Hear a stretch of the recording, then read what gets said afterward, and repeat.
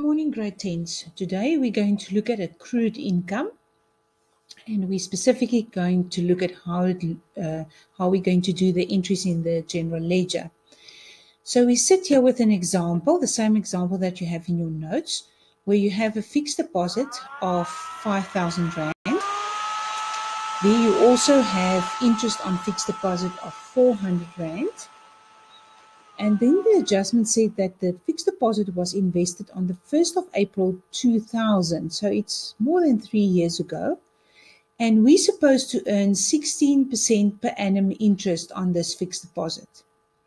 But they only ask us to do the ledger account for the 1st of August 2002 till the 31st of July 2003. So if we do the calculation, we will see that if we take 5,000 Rand multiply with 16%, we get a 800 Rand. That is what we are supposed to receive for the financial year. But if we look at the interest on fixed deposit account, we see that we only so far received a 400 Rand.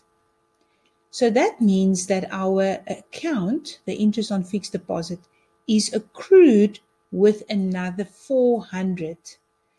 So we need to add a 400 to this balance here of 400. Therefore, we do an entry on the same side as the income.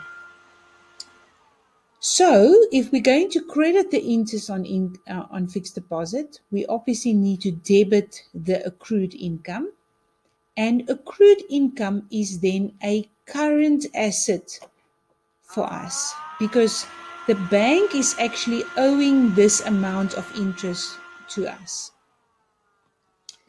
We can also see here, if you look at the general ledger, at the general journal, you're going to debit the accrued income and you're going to credit the interest on fixed deposit there.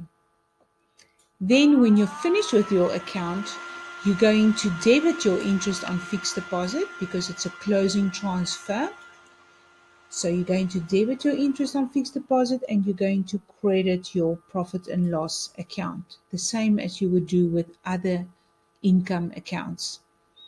Then in your general journal, interest on fixed deposit will be debited and profit and loss be credited.